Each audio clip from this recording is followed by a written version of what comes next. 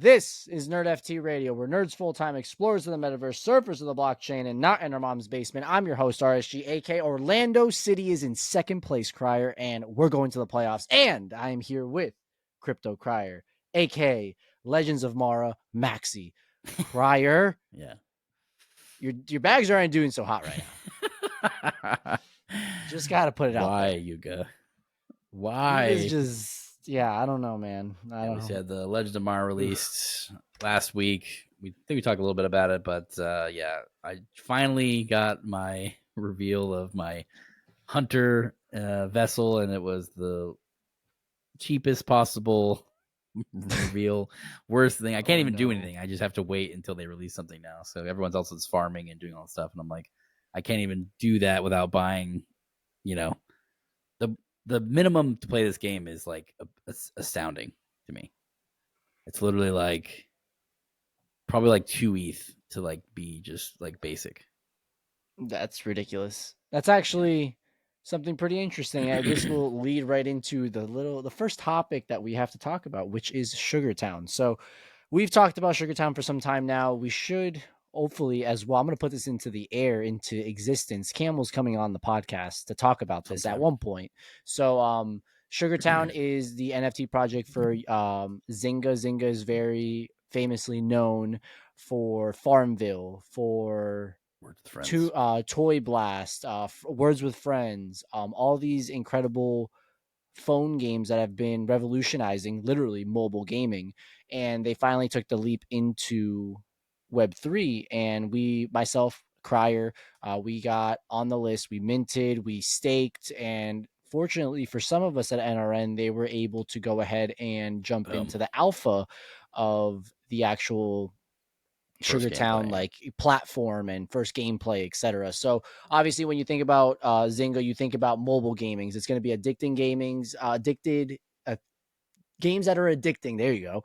As well as my famously said game that I always talk about every single time in this podcast, which would be Farmville, something that kind of correlates with what you guys were doing over at Heavy Metal, where it's a game that brings you back after 6 hours, something new, something different. Obviously on your guys' side with Heavy Metal wasn't as fun as I remember Farmville was, at least.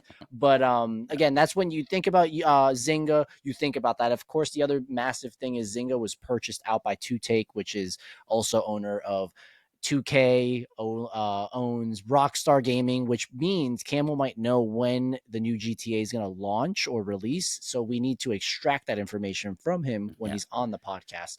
But first reviews are pretty much, say it again? Get his credentials and sneak in and get his credentials, sneak in, find out, and release GTA for $120. I mean $60, $70 instead of 120.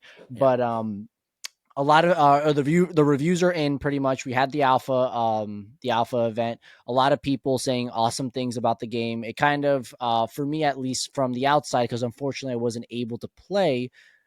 Wink, wink. Wink, wink.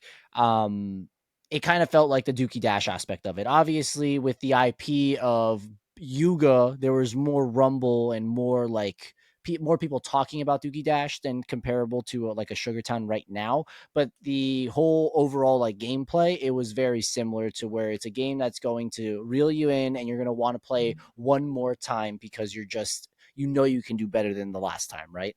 Sure. It was really cool, the leaderboard aspect of it as well, that allowed people for friendly competition. It was only 100 people that played, so if you were good, people are going to know that you were doing good. So shout out to Orangey. I think he was like top 5, top 10.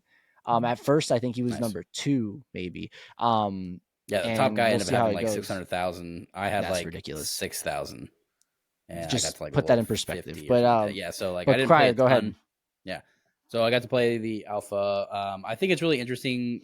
I saw a lot of backlash of like, oh, it's just old games that they've released before, and they're like little mindless games. And I do think that, that's what they're releasing here. I think it's like their first foray. Like they're testing the waters. Like they're generally these games are either free to play or have like a very freemium, pretty cheap activation, essentially, where you're able to play them, right? So I think they're trying to change the way that you get that freemium type feel, right? Like you get a free NFT you are talking about the game, so you're almost like free promoting it, to your social circles. And then the aspect of you earn the energy based on the NFT. It's kind of a cool mechanic, right? Because like generally it's been the opposite of like you just need, it's like purchasing tokens to use, and that gives you entry to the game, or generally. So this is kind of a way to say, uh, you get an NFT. That NFT then gives you access to all the games that they have. And I think that the gameplay mechanic is, again, it's simple. You get access to 6 or 7 games over time. I think all of them are generally repeats. So we have, so far there was this one which was Geometry Dash, which is the original name, and now it's called Not Gonna Make Yep. It. We had the looks like Zynga Poker is going to be one of them. There's a goat, like mountain goat game, and again, these are all like just little popular mini games they had. Now there's like things that were essentially, it's a leaderboard, it's competition. Those are now, it's like an arcade game, right? Same thing that we've heard other people talk about. We've had Gordon Goner talk about it on his Twitter. Just like our Ethereum is the new arcade. People want to get high scores. There's always that competition of things. Now there's a reward system. Like you get, essentially the top person got essentially like what, 1.5 ETH worth of value for that time that he spent. So, and I do think that but again, it's a super simplistic game. If you're looking for something that's mind breaking, I The don't think next that's metaverse. coming. No. Yeah, I don't think that's coming for 10 years or something. I think it's a really long out time frame. And again, we talked about this before previously. It's like the games that are here with blockchain are like Pong. Like you got to go always back to Pong and rebuild essentially, because you're changing the way that the game is functioning at the base level of it. And it will go faster because we have all this new technology and all this stuff that can just, you're not inventing it for the first time. You're just reinventing it 100%. to fit the system. So, I mean, they all start out basic as hell, and everyone that's like, oh, well, these games are boring and basic. I mean, that's what it is. I feel like it's going to be like that for a good while until we actually get something crazy. I would say that obviously there are some games that we've seen in the Web3 space that are more than just that. But the great thing about those games are that not everything in the game has to be like blockchain oriented. Game, yeah. It's only specific things, the transactions, the items, etc. That what truly, if you're a true gamer, that's the like advantage of all of this that we always talk about every single episode here, every single time you're on X, every single time you're in a Discord with your favorite freaking NFT project or or all your friends talking about video games. You hear the stories of people on FIFA or CS:GO or Fortnite or RuneScape or CS:GO, whatever. like CS2, Counter-Strike 2 coming out. All these people are buying these the boxes right now. Essentially, that's just lost money. Whereas something that could, and I saw a really cool stat from somebody who's really big in the CS:GO, just or CS2 ecosystem, and they were talking about how blockchain is the main medium of like gray market exchanges of skins. So 100%. yeah, so I mean, it's already in that realm of like people want to trade these things, and there's high resale markets for them. Look what's happening with Courtyard, if I'm not mistaken, with Pokemon cards. It's allowing true collectors and nerds and just individuals that just love freaking collecting to have a better experience in collecting. It's easier for the individual, and it's taking out all the nonsense that unfortunately there is. At the end of the day, there's that nonsense if it's the shipping, damages, losing it, etc. So a lot of it's pretty interesting on that side. Courtyard. Yeah, it's actually pretty interesting to if anyone hasn't heard about it. So essentially, they were taking Pokemon cards that are Grails. Essentially, is the whole collection is called Grails That Got Away, and they've done 3 so far, and it's a lot of 200 cards that are fully graded, generally like probably like 8, 9s, 10s, high Grail factor old Pokemon cards, and then they store them. So they're essentially like a middleman that is storing the digital card, the physical card for you. They partner with Brinks. They issue you NFT that it trades with the card. So whoever holds can redeem that for the physical. And the cool aspect of it too is like if every time that card is traded, you get a royalty of 1%.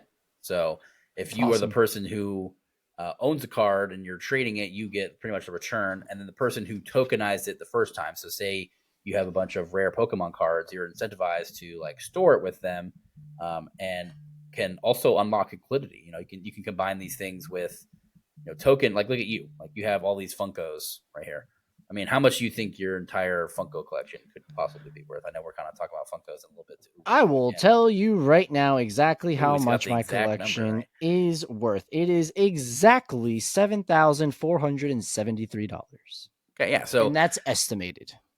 So like, so say like you have all these Funkos there. You like to keep them displayed in your room and stuff like that. But at the same time, let's say you want to collect all those, ship them into, something like Arcade or Courtyard or, any of these companies that are providing okay. Then take essentially like a loan against a loan off items. of it. Okay. Yeah. That's not something that you can unlock physical items ever. Like collectibles are only like the value is nothing until you sell it for value, right? Like that's it. Makes sense. You hold on for it for 10 years. Whereas, some of these cards are, incredibly valuable. I mean, there was one of the ones, so you pretty much paid $300 to get one of the recent set for Courtyard.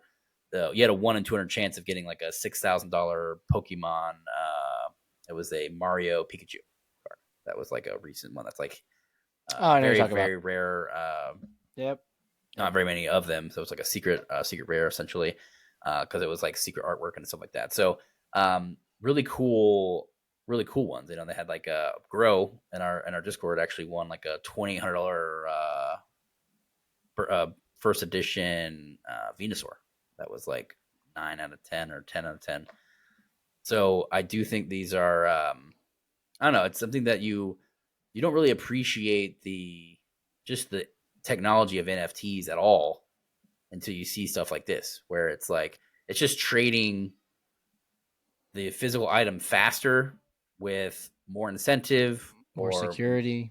I mean, the security is a little bit shaky because I mean, you obviously I think your Funkos are pretty safe from being taken from you, right? But more the sense I was saying, like, listen, I'll say it, like I've gone. No. I was saying more on the sense of I've gone to Colombia, right? I'm originally from Colombia, and I'd go into one of the little cities, and they have like little flea markets and whatnot, and there would be a deck of Yu-Gi-Oh cards, and you'd be like, oh, it's only $2 for like 100 of them. I'm like, I'll buy them. You buy them, they're fake. Okay, yeah, like the sense authenticity authenticity aspect of it. It actually, with the backing of what they're doing and all this stuff, it actually can save a lot of people, because I know for a fact there's a lot of people on eBay, on all these other 100%. like Facebook Marketplace, Mercari, etc., where they're buying things and unfortunately they're not getting what they purchased, or they're fake. So we also saw that in the shoe game, where there was on StockX, they were selling or reselling fake shoes, and they literally guarantee it that it's not a fake shoe, and there was fake shoes in this guarantee. So it's pretty interesting to see like what this technology, the blockchain, can do for all of this. Obviously, it all depends on the company and if they're actually telling the truth, etc. But at least I personally, obviously being in the space for some time now, would feel more secure on this end than not. Yeah, for sure. I mean, just going from, you're using a, trusted third party versus like a, that's the biggest problem with just, that's what NFTs solve, right? Like if it's a fully digital thing, you can 100% prove its authenticity instantaneously by checking it. So like it is that gap, you still have to have a trusted third party member. So I do think that it kind of relieves a little bit of the authenticity issue. But yeah, I mean, they're still subject to, if there's like super good fakes and stuff like that, I would say that's still an issue, but still it's better than zero. Like you're just buying some random guy on eBay or something like that. It's definitely a different, and we've been looking at those platforms. If you're interested in it, we've got like 4 or 5 members in the Discord that are like really into it right now. So they've been looking at buying. They're looking at the cards on Courtyard, and there's some deals. Like they're actually buying them from the Courtyard website and then reselling them on eBay. That's actually really like smart. the value is and also the collector, like the true Pokemon collectors, unfortunately, they're not in this space right now. So, like you said, 100%. there So, there like, could be these deals and then just flip it over. Yeah, absolutely. for sure. Because there was a couple that we saw that like someone bought like a Luigi. There's a Mario and a Luigi, one of those cards. Okay. See, I've never been big into Pokemon cards. This is what I was actually about to tell you. Hey, listen, in 4 days, I got the big box coming for the 151. So obviously I'm going to have to stream it. Obviously I'm going to have to do something. So maybe this is a turning point for your boy RSG becoming a true Pokemon card collector. Maxi. Yes. So we'll see. Hayes is real into it. So we got, I bet you got him some cards, right? Yeah, well, it's actually super funny because we actually didn't even get any cards yet. He goes to the YMCA with my daughter all the time, and someone gave him a bunch of cards. Just like a pack. I think it was like I think it looks like a full pack because it looks like a new pack of those cards. Okay, it's all those new ones like from the new set or whatever, the 151 editions or whatever. And he is just like going absolutely crazy about them. I bet. Like hilarious. Look, the IP at the end of the day of Pokemon started a monster. So it's beautiful. Again, that's why all these projects that we're in on the PFP side, they always compare themselves to the next Pokemon. That they're the future. When they vision what their project can be, they have to take some of the Pokemon aspect of it because they did it so well for us growing up and all this. And again, Pokemon is one of the biggest IPs in the entire world to this day, still producing games that are phenomenal, cards, etc. So just with social media involved as well as the blockchain, like imagine just what Pokemon can still grow. It could still like the day that they make a full NFT version of these, because they're hiring. It's going to break Ethereum. Hired a ton of. It's going to break the blockchain. It's going to do that, but I mean, I just think it's going to be a cool. experience. I feel like they're going to do a really good job because they don't release bad products. Like that's their thing. Like they've absolutely. They fine tuned it down, and they don't have to do a ton to really, make it right. Like it just has to be released from them versus, anything, anyone. Party, right? Literally. The other thing that's been going on in the space, and you gotta throw it over to the boy Luca and Crier and the Pudgy Penguin community. So we gotta throw some flowers over there. So speaking of just getting things done and getting into literally one of the biggest retail stores in the entire world, which is Walmart, Pudgy Penguin is officially, if I'm not mistaken, in 2,000 Walmarts across the country with all of their plushies, their toys, the little ones, the big ones, everything that they got. Everything is out now. Obviously, we've had polarizing opinions on this as well. We've had the good side where I would probably find myself there, where you literally got an IP of an NFT project that 97% of the world thinks are scams in the largest retail store in the entire world.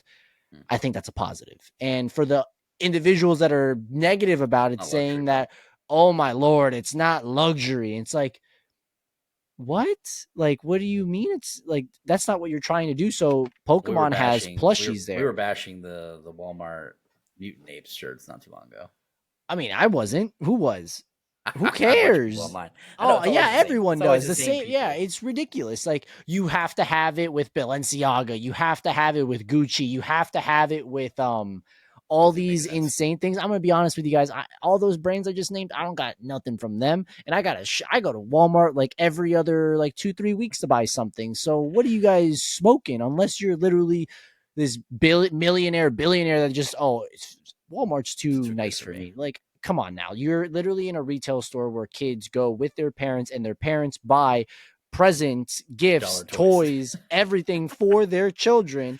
And at the end of the day, as much as people want to say it or not, the Pudgy Penguins are freaking cute. I got one right freaking here. If you're watching on YouTube, I got it right here. He's cute. I'm just going to say, though, when my cool cat toy comes in, that's going somewhere else. But till this day, the Pudgy's chilling right there because that's a very good spot for him. But again, shout out to Luca, the team, the community as well, because y'all are Still up just there. doing your thing. As well as, again, you have the brand new game that just came out for them as well. So they're just on all fronts doing a lot of really cool things. I will say, when you compare Sugartown to a Pudgy in the sense of like this game that both ends have, obviously when you think about Web3, when you think about the metaverse, I would say like point for the Pudgy Penguin aspect of it, where you can embed yourself into it with other people. It feels like that Club Penguin. It feels like that RuneScape. It feels like that WoW. All these games that, when you think about the metaverse, that's what you want. Now, on the flip side, of course,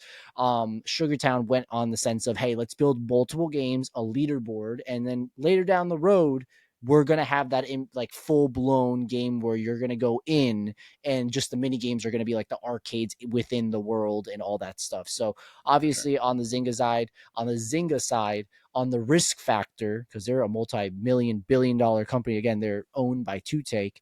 They need to test things out first, comparable to a Pudgy, where like they have to not only test but blow everyone's minds away automatically so that they can grab the audience and then just keep on going. So on the Zynga side, exactly, on the Zynga side, they have the audience. They have to slowly but surely showcase the things that they're used to, which are games that we're all used to. Unfortunately, the one thing I didn't say in our previous segment was I wasn't as like wowed about the game, but again, I understand the approach. You got to go in slow, figure things out. And like you said, it's not going to be for another 5, 7, 8, 10 years until we're going to have this immersive Ready Player One game that everyone's wanting. Unfortunately, your favorite PFP project, even Yuga, lied to you 2 years ago saying that it should be out by 2022, because guess what? It's 2023. So this is what we have, and Zynga's going this slower route. And again, Pudgy has to go a different route because they're growing the company, they're growing the IP. Zynga already they're growing all the verticals at once, right? Like they're growing like your top funnel of just catching people through knowing what a Pudgy Penguin is, right? The GIFs and 100%. All the social media content and blasts, stuff like that. That's gaining a lot of traction. Then they have your $8, a little bit higher, lower funnel area where you're picking up kids and adults that are collecting these for $8 because it's cheap and they're cute, right? So I think that's a cool thing. And Luca has a really good record of this type of stuff. He took the gel blasters from a 5 million a year sales through this exact deal of 2,000 Walmarts, and 1 year later he had 75 million in sales. So damn, if he's able to capital. I mean, even a success right there is even like, a little bit of that, right? If they increase sales at all, right? It's just it's a deal that can expand. Absolutely. And it's easy. Like they're not expensive. They have access to like a social aspect of a little game where you're able to play with other penguins in the 3D world. They have like the little Pengu Dash game now too. That's like Frogger essentially.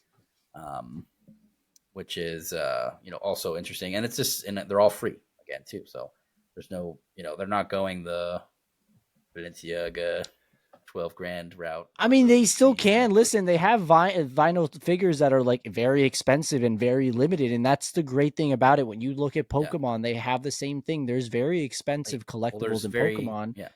And there's very non-expensive. And obviously the great thing about Pokemon is that very expensive trading card was at one point not very expensive. But again, now there is very expensive Pokemon collectibles that come out already at the top, and it's because of their success of the IP and all that stuff. They already have their bottom funnel is the actual NFT collection, which is now up. Now it's at 5.5. So exactly. they're up 2 ETH like since all this started essentially. So I do think that it's translating into more people are wanting to be getting them, right? Everyone's like, well, how do these NFTs go up in value from here because they just died? It's like that way right there. It just happened in front of your eyes. Growth, people were IP excited. Expansion, excited, cuteness, fun. Be a part of that community that is actually expanding and actually doing things and actually creating stuff that people are excited about.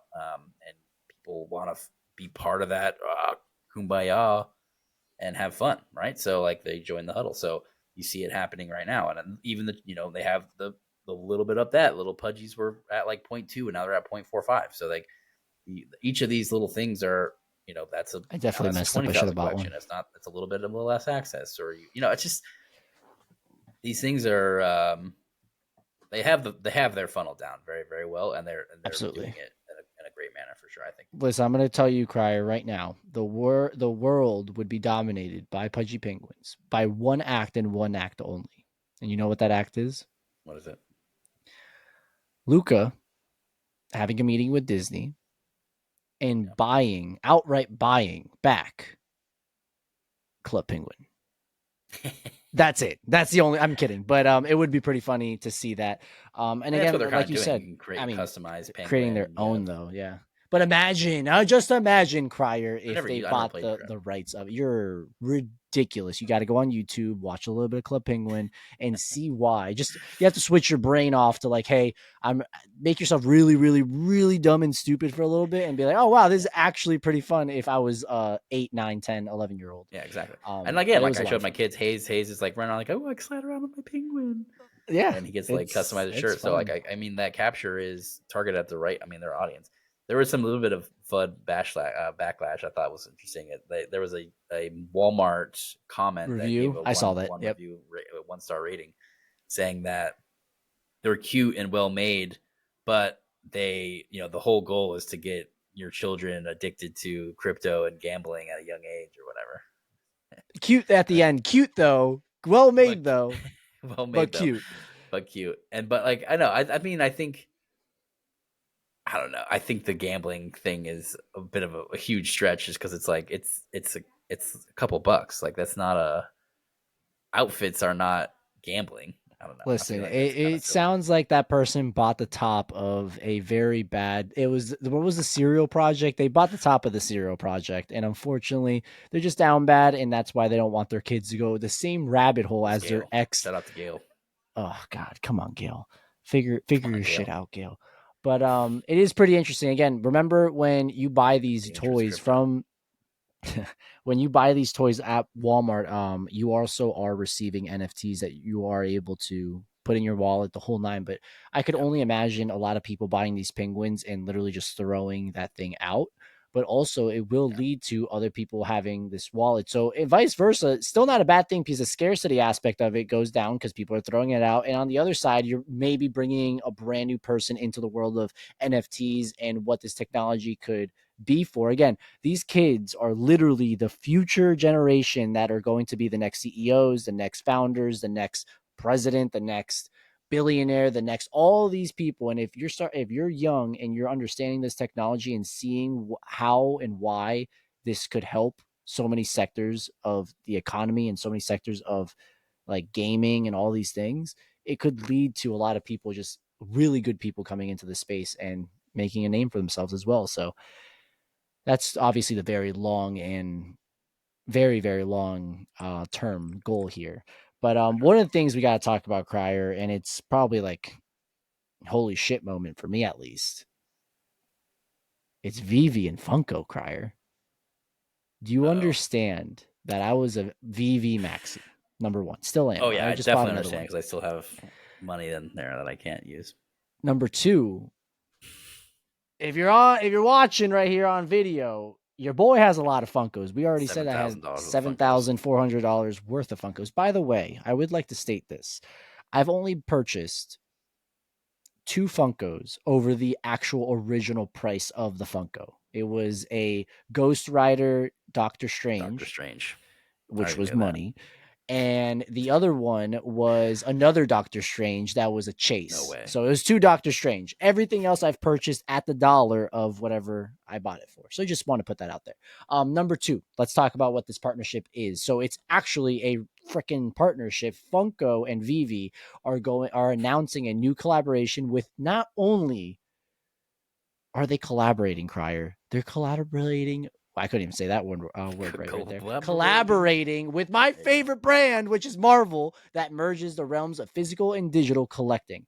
Releasing on October 18th, mark your goddamn calendar, 14 days, the collection features Marvel's Iron Man as a towering 18-inch comic-inspired Funko gold physical figure with a matching digital collectible figure available on the VV platform. So when you buy this Marvel character, which I'm assuming it's going to be on Funko's website, it's only 3,000 of them. It costs $150, and it's like a full blown. It's not just like a small. It's big. It's not like just a like foot and a half. like a Funko and that's it. It's an actual like figure. It's not like the little bobblehead and whatnot. It's an actual figure. Oh, it's not the style of Funko. No, it's not even it. It's like an actual figure, scale, the whole nine. Looks really nice. It's $150. Only 3,000 of them. And the really cool thing about it, the box itself, you can't see inside it, which means we got some variants in there. So that's the really cool part about VV. At least when you go in for a comic, you're obviously not aiming for the common one, you're aiming for the secret rare. So there is going to be an aspect of a secret rare, etc., for you to go ahead and get. So once you get that box, there will be like we said before, a QR code or an address where you're going to be able to scan and then get that NFT into your VV account on VV's app. So overall, for me personally, that's so sick. It's so cool. And I've been actually talking to Jarvis over at Cool Cats. He just we were talking about like Funko, and you know how they have their digital collectibles on wax, and the honestly, like the main reason I don't collect it is number one, there hasn't been any Marvel ones, and number two, it's on wax. I just don't want to do like another chain, another thing, another app. But if they did Marvel, I'd probably jump on it, or One Piece. But when this actually came out, I was like, Jarvis, like now I have to try to at least buy this, because like I was saying, the second you tell me an NFT in Marvel or One Piece, like I got to get in, even if it's on freaking Solana, I was going to go in there. So I'm super excited. Pretty much what they said, by the way, is our approach to collectibles is centered on creating new ways for fans to show off their most treasured IPs. This is the chief financial officer and chief operating officer for Funko. Being able to be a part of Marvel's celebration of Iron Man through this collaboration with VV is the perfect way to show Funko's commitment to collecting and the ability to bring fandoms to fans in all forms. So again, this is just showcasing how incredible this could be. If you told me 10 years ago, hey, like half of your collection, you could have it digitally and the value of it is still there, like I would probably do it, because I'm going to be honest with you, Cara, I have no more room for another Funko. So this would be very nice for that fact. But it is going to be interesting to see what happens once you get the collectible, obviously, as well as the figure, and what happens. Can you sell that figure? Can you not, etc.? So it's just going to be interesting to see what they do once this goes down. But just get ready. October 18th, it is going to be on Funko's website. And I'm telling you guys right now, if you thought VV sucked with their queue, you have not met Funko's queue. So you have to be on the dot, precise, get ready for it, and you're probably not going to get it. So again, actually, you know what, Kern? Maybe you are, because Funko collectors hate NFTs. So maybe, just maybe, this is the moment where I get lucky. I've only gotten lucky like 3 times in my life, and the luckiest I got was this bad boy right here that I have in my hand.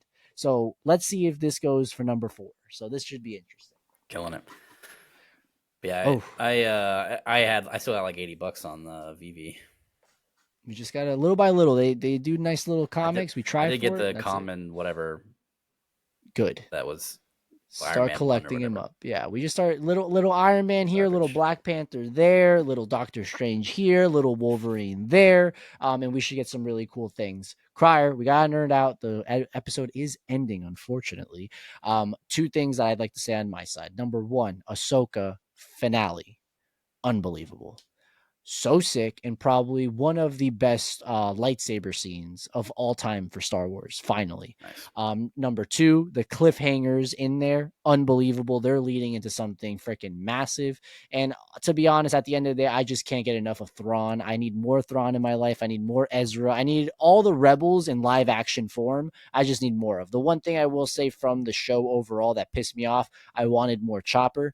But other than that, I'm very excited. It looks like there should be a season 2. If not, this is leading into another Star Wars movie. So again, super, super excited, super fun to see all these animated characters that we saw in Rebels and in Clone Wars just like come out to like real life with these real life characters in live action. And number 2, Crier, Loki is freaking back this week. It came out? Season 2, Thursday at 9 p.m. They're going the Game of Thrones route. We're not doing this bullshit where they release it at 3 a.m. in the morning for no apparent reason. We are getting it at 9 p.m. on Thursday, season 2.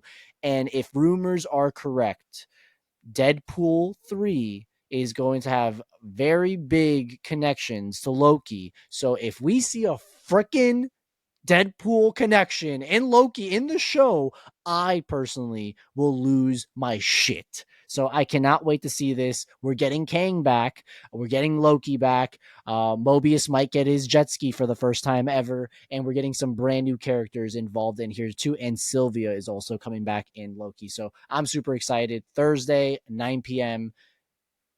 Let's get it. Crier, what about you? You got anything on your side? Not super really. I mean, I've been playing some Starfield still. That's about it, really. And then actually, I played some more Parallel a lot past couple days. They had a reset of the season, and then they have their Planetfall first expansion of cards that's coming out too. So pretty interesting. Okay. But the one thing I have a full NFT deck now. Ooh, you're cooking over there.